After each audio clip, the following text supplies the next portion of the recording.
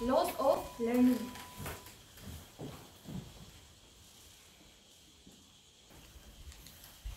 Is it visible? Yes, ma'am. Okay. Now, can anybody tell me what is the meaning of learning? आपको just Bimla ma'am ने बता के किया ना. Learning का मीनिंग क्या है? सीखना. और in other words we can say that learning is the process of modification of behaviour, जिससे हम लोग का बिहेवियर जो क्या होते हैं, मॉडिफाई होते हैं. ठीक है. And what is the meaning of law? Yes, law का मतलब क्या है? नियम. और in simple words we can say that law is rule, right. सीखने के क्या क्या रूल होते हैं उसको आज हम लोग सीखने जा रहे हैं. Now according to Thorndike there are total 6 laws of learning, but we are going to study only 3 laws of learning. Okay, the first one is law of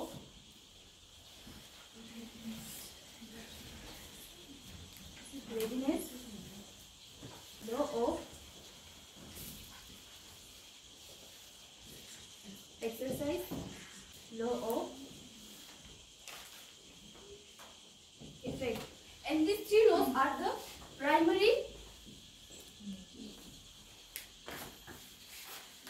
primary loss of learning. ठीक है, तो हम लोग primary loss of learning आज सीखने जा रहे हैं. The first one is law of readiness. Readiness का मतलब क्या है? Can anybody tell me?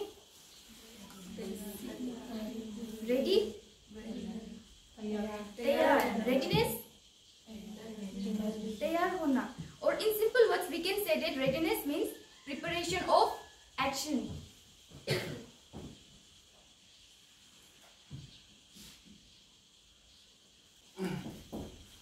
Now in the classroom कोई भी चीज सीखने से पहले हम लोग क्या होना है? रेडी होना है. ठीक है. अगर कोई भी बच्चा या कोई भी व्यक्ति रेडी नहीं है तो वो क्या होगा कि इफेक्टिव वे में वो कुछ भी चीज नहीं सीख पाएगा. And for learning to take place, a person must prepare himself. और रेडीनेस के 4 फैक्टर्स होते हैं. PMSE. P physically, M mentally और cognitive, S socially, E emotionally.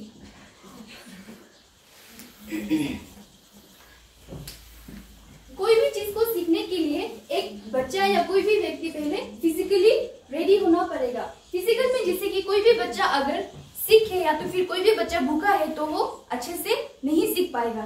ठीक है. एंड मेंटली में क्या होते कि कोई भी बच्चा को मतलब मेंटली प्रिपेयर होना पड़ेगा कोई भी चीज सीखने के लिए. फॉर एग्जाम्पल अगर हम लोग क्लास 1 का बच्चा को क्लास 8 का मैथ सिखाएंगे तो वो क्या होगा कि उसको कैच नहीं कर पाएगा.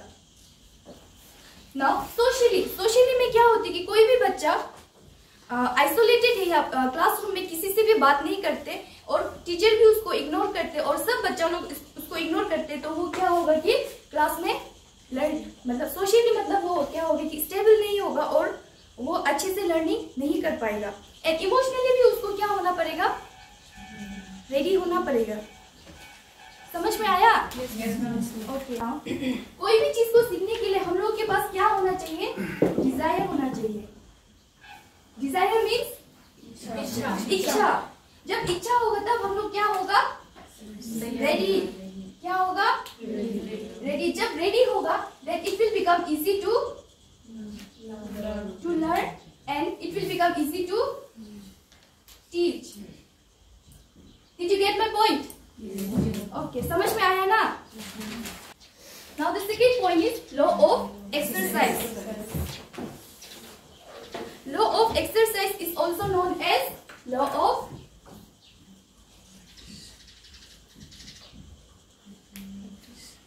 practice.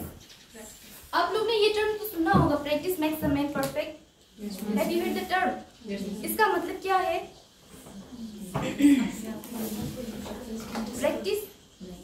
प्रैक्टिस मतलब अभ्यास. उससे क्या होता है, जितना हम लोग प्रैक्टिस करेगा उससे क्या होगा, कोई भी इंसान क्या होगा, परफेक्ट होगा. ठीक है. तो इसमें आते this term is also referred to as the law of use and law of disuse. Law of use means इस्तेमाल, और in simple words we can say that उपयोग.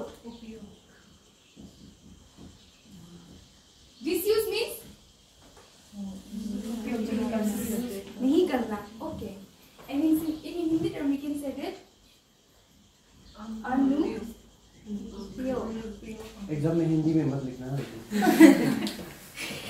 ठीक है. तो इसमें क्या होता है कि अगर हम लोग कोई भी चीज को अगर बार बार करते रहेगा तो उससे क्या होता है कि हम लोग का प्रैक्टिस जो क्या होते हैं, मतलब वो पर्टिकुलर चीज में हम लोग क्या हो जाते हैं, परफेक्ट हो जाते हैं. Warning 1 minute.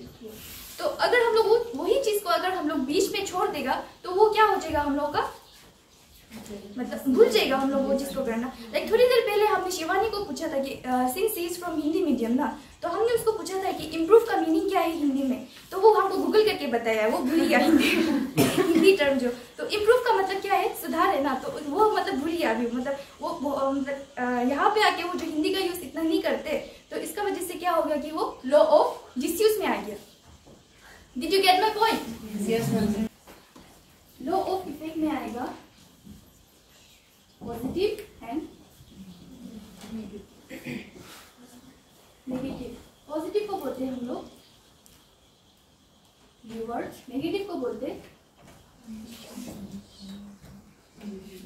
पनिशमेंट.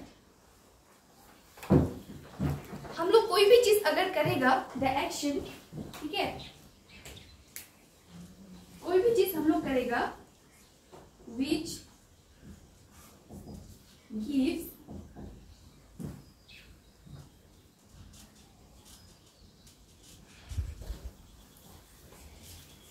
सेटिस्फैक्टरी यानी कि आनंद या फिर